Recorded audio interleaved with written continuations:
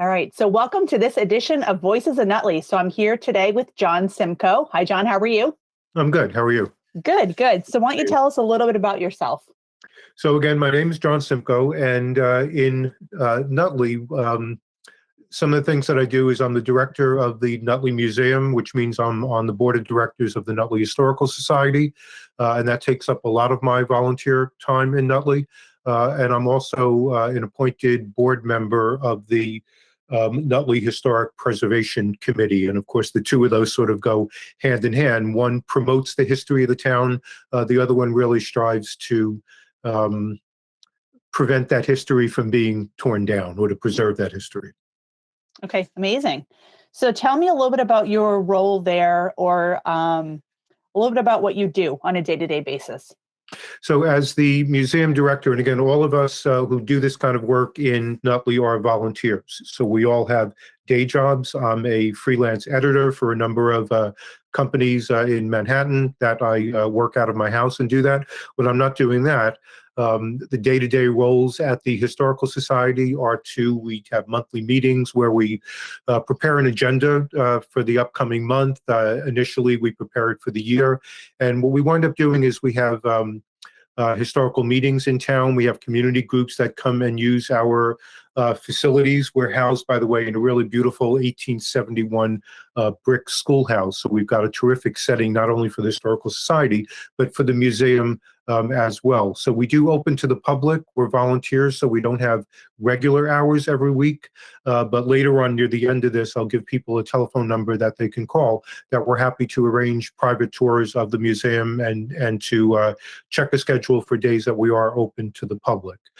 So the museum is mostly that. Of course, as director, I'm constantly going through our collections, trying to refresh things, trying to rotate exhibits so they mean different things when people come to the museum throughout the year, so they're not looking at the same objects, for sort of 20 years in a row. With the Preservation Committee, we also meet once a month, and what the individual members, I think we're a board of 7, and people are very in tune to the historical structures in town and want to prevent Nutley from going the way that a lot of neighboring towns go, which is to make some decisions that people are going to regret in the future about what the real character of the town has always been. Mm-hmm. Amazing. So I know you're involved in a lot of different things in the community. Why don't you tell us a little bit about specifically a walk in the park? So the way I got to be a member of the Nutley Historical Society is when I moved here about 25 years or so ago. I was already doing historical tours in Manhattan for different museums, for different cathedrals, for different groups, and I'm history minded. I really love to uncover that material. I live near a great park system in town. I live near Memorial Parkway, and that's where I used to run, or continue to, but where I started running in the mornings. The parks are laid out along a stream, the Third River, the Yanticore River, same name, that goes through our town. So I would run through the parks and always think about what was here 100 years ago, all that, and began to do some research and really found some fascinating sites along that river. So I went to contact the Historical Society, let them know I had put together this tour. Could I give it through them? Would they be happy to sponsor it for me? Not only would they, but after a couple of more meetings with them, they had asked me to join the board, and so that became my membership. And so once a year, I do this tour. It's on Memorial Day. The park was laid out in 1919, 1920, after World War I, to honor the veterans from Nutley. So it's Memorial Park. And so I take people through. We pass sites of grist mills and textile mills back from the 1700s. We actually visit a home that was built in 1751 from Nutley brownstone, pre-Revolutionary War. And it's become very popular. I usually wind up giving 2 tours that day because the first one, I'll say, sells out, but they are for free. You simply need to register for them. So that's a really fun thing that I've been doing for 10 or 11 years now already. I've been doing that tour. So that's one of the big things that I do for the museum. But I also design. I'm a curator there, so I also design a number of different shows that we put on, art shows. We're a two-floor museum. We're up on the second floor. Our first floor in that beautiful old schoolhouse is a public meeting room that people rent out. A couple of times a year, we don't rent it out, but I turned it into a museum. I did a show once called The History of Nutley in 25 Objects, where I went through the museum and found objects that were really indicative of certain moments in Nutley's history. And we stopped renting out for about 2 weeks and just opened to the public and set up a nice exhibit. We also did a show recently of big, beautiful glass negatives that were lost for almost 100 years that the town historian had uncovered. We printed big, huge photos and probably had 35 or 40 photos of Nutley in the 1890s and what I consider its golden years, people to really come and see. So that's the day-to-day with the Nutley Museum. Again, the Historical Preservation Committee, we meet once a month, but what we're doing sort of in our off hours is really looking around town and trying to find things that we think should be preserved, and then approaching owners, because this is all done only if an owner agrees. We don't sort of seize anybody's property and make sure they can't do anything because it's landmarked. And the other big thing we do is to try to educate people in what it means to landmark a building. A lot of people think that that means that you cannot do anything to it, that you're really stuck. It's going to ruin the value of your house when you want to sell it.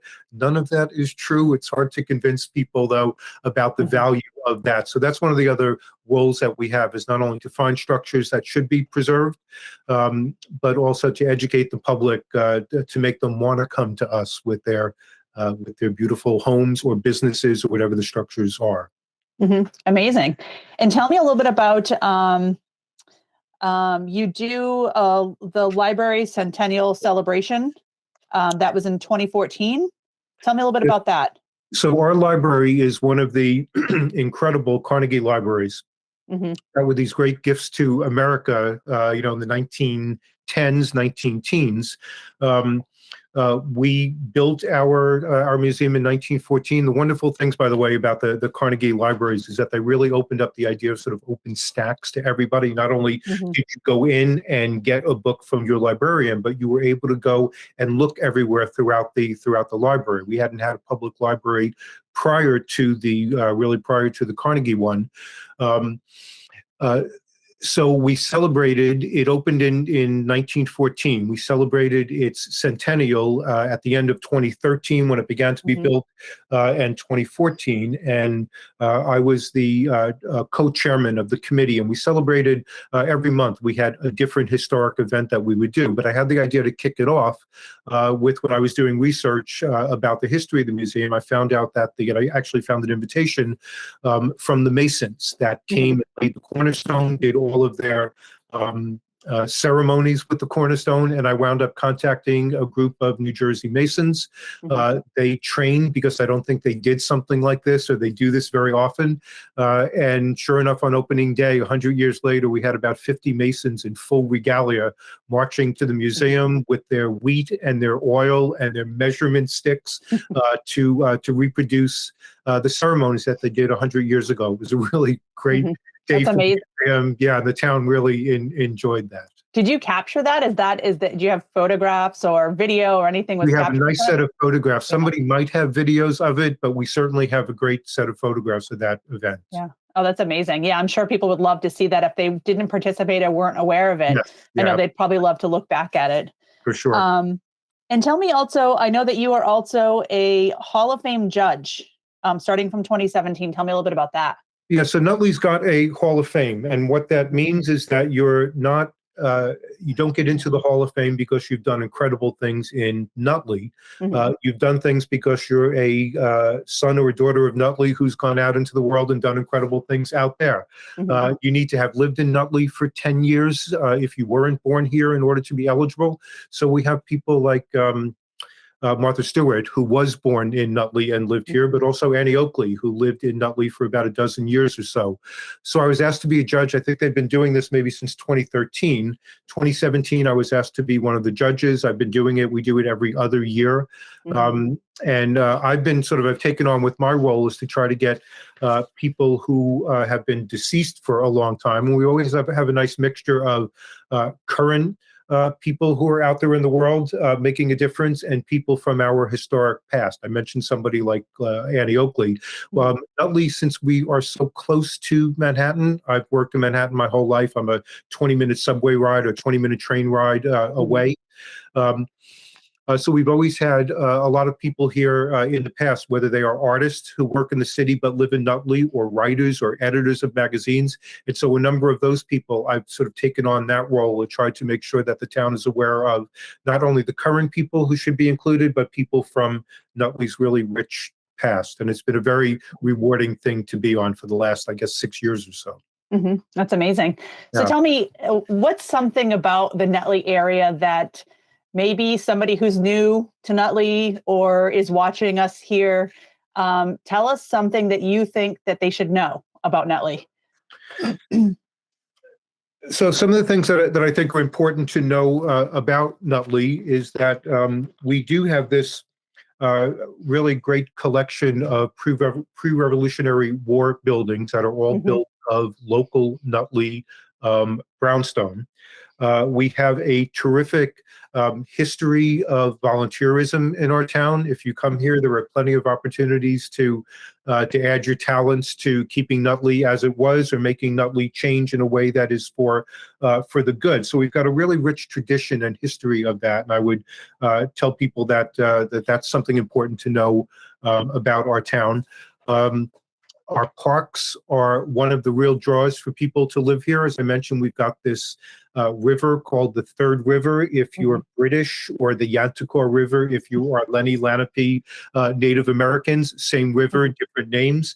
That goes through town, and the town has developed for about the past maybe 120 years or so. They developed our park systems. They're called parkways because they're long and thin. They're not these big, massive, like Central Park sized things, but they wind their way through the town with this beautiful river that goes through it. They're constantly filled with people enjoying it. There are 4 or 5 of them that have been developed at different times that run right into the other. We've got Kingsland Park, Memorial Park, Yantakor Park, and go park your car by any one of them and start walking, and you really will be rewarded. So those are some of the things I think that I would point out to people who don't know Nutley. That's amazing. And so why don't you tell folks a little bit about how they can get involved in some of the things that you're doing, and some of the things that, maybe the Historical Society, things like that. If there's places or resources that they can go to or find out more information, why don't you tell us a little bit about that? So the two areas that I'm most familiar with, again, are the Preservation Committee. That happens to be a mayoral appointed committee. But we certainly have volunteers who are on that board as well, or who attend our meetings and contribute thoughts and ideas. We meet if you go onto the Nutley Town Hall website, you can scroll and find all the different committees in town and when and where they meet. We meet every month. We either meet online in a forum that's open to the public, or we meet in person at Town Hall, again, open to the public. If anybody is interested in preservation in town, they are more than welcome to join any of those meetings, get to know us. Again, the way that I got to be appointed to that committee, when I had mentioned to you that I just became interested in history in town and sort of did stuff on my own, and then became aware of like-minded people and found my way there. So I would just urge people to follow their own instincts. And if they really love history, they may find their way to the Preservation Committee, or to the Nutley Historical Society. Again, nutleyhistoricalsociety.org is our website. If you go on there, you can read about all the wonderful things we are doing. ways to join. There's a phone number there to call us if anybody wants to volunteer for anything. We're happy to speak with anyone about that. We have our monthly meetings are open to the public. People could come in, ask us questions. We are open at least 4 times a year, where we center around a pumpkin painting thing in the fall for children, or an ice cream for history in June for kids. But that usually brings 150 kids with their parents or so. So the museum is filled. So I would say mostly to look on our website, and certainly contact either the Preservation Committee or the Nutley Historical Society for opportunities to volunteer, or just to share some of their own knowledge of history, which we don't have. Because that's what I did, was when I found out this history, I went to the board and said, hey, did you guys know this? I'm really excited about this. And they were thrilled that somebody from the community came and did something. Yeah, that's amazing.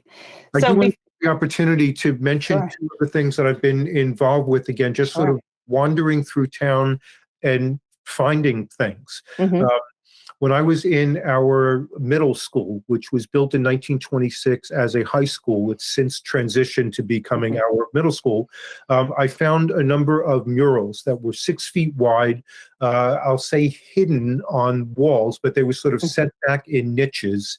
And they were dirty, they were filthy. One of them was starting to come apart, and nobody really knew about them when I started asking about them. So I found some information. It turns out that they were painted by Nutley students in 1934, 1935, 1936, so going back Wow. 90 years ago. Wow. And I brought that to the attention of the larger Nutley public.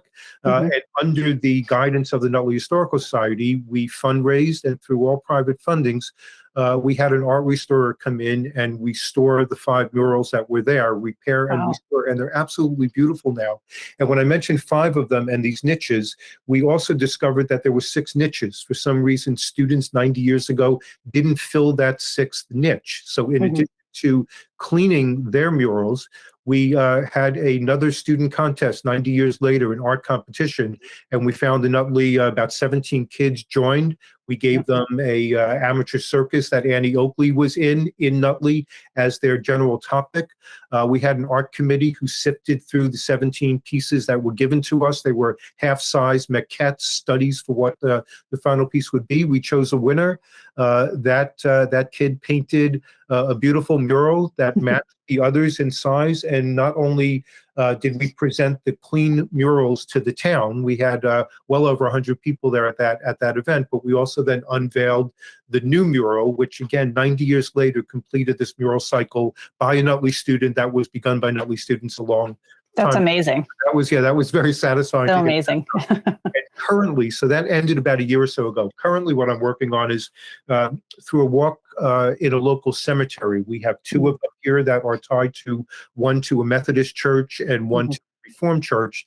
In the oldest one, which is the Methodist church, I found some gates, and I say some gates. There are almost 2 tons of cast iron gates that were in the ground, half buried in the ground in the back of the cemetery. Again, inquired about them, started to talk to the people at the Methodist church.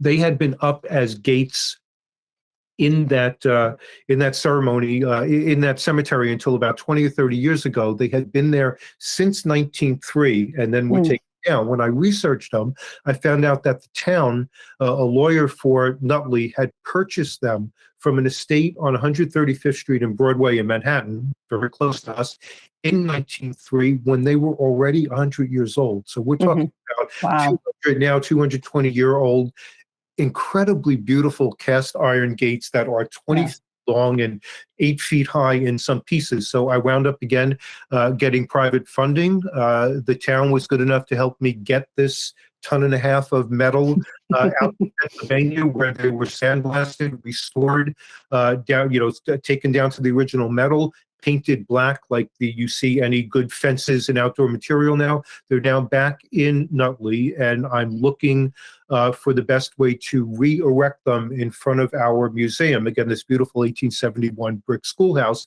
as a piece of public art with real sort of local history and real local significance. So that's the project. And again, these projects we just sort of found by wandering through town with an eye to this stuff. And I urge anybody else in town to take on that task and to sort of do that and just look around. There's beautiful things to find and come across. That's amazing. Any final thoughts before we conclude? Anything else that you'd like to tell the folks? So what I would say is a couple of the places where I think people, and this might have, I may not have answered fully one of your questions earlier, of places where they want to visit when they come. We had spoken about what's sort of nice conceptually about Nutley, but I did jot down a couple of things. I just want to mention our parks again. They are a beautiful park system. The Nutley Little Theater is a local theater that's been here since the 1930s. They do at least 3 or 4 different seasons every year, and they're great. They local people can try out, but they've got also a nice cast that comes in. So I recommend if anybody's interested in good local theater, the Nutley Little Theater is great. We have a church in town called Grace Church that is filled with world-class murals by a British muralist called Clinton Bomber. It's Grace Church. It's on Highfield Lane. Anybody in Nutley, go there on a Sunday to attend a service and look up. They're absolutely stunning. You would love it. The next time anybody hears of a public tour of Silas Monsieur and Graham Hardy's gardens, run there. These two gentlemen have put together about a 2-acre garden in the middle of our little town that is just amazing. It's been here for 40 plus years. Not a lot of people know about it. They do open it to the public on occasion, and it's just a beautiful place. And Graham and Silas are wonderful people who love to share that with the town. So if you ever hear about that, they're on Rutgers Place. Go and do that. There was an earlier question, I think, in the written down questions about a restaurant recommendation, and I don't have one of those, but I just want to give a shout out to Mike's Pasta and Sandwich Shop. Homemade pastas and just incredible sandwiches. We use them a lot. So that's my recommendation for sort of local Nutley things. Of course, the most interesting place for me in town is the Nutley Historical Society and the Nutley Museum. So again, I urge people to look that up at nutleyhistoricalsociety.org. Contact us and come and visit us. And I would urge people to look out in the next month or two when the town will be putting out their agenda for our Memorial Day weekend celebrations. That's when they announce that Memorial Day Walk in the Park tour that I give. It is a free tour, but we still require registration because it usually, again, I'll say sells out, but we don't sell the tickets, but it usually fills up pretty quickly. And I don't like to I used to give tours to 40 people or so, and things get lost. So we try to keep the tour numbers down so everybody gets a great experience. So I would ask people to look out for that. They will get a contact number and information then, and they can contact me through that and get their name on this register for a really wonderful tour that coincidentally winds up the end of that tour. You are in one of our local cemeteries, which is right out in front of our museum.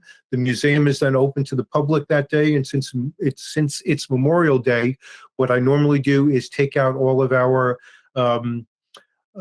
exhibits that deal with our veterans and proudly exhibit them downstairs on the first floor. And it's a great afternoon for people to get to know the parks and to really get to know our organization. So that's what I would recommend to people. Amazing. Well, thank you so much, John, for joining. This has been a great interview and lots of great information. So thank you again for joining. You're very welcome. Take care. Thanks. Bye-bye.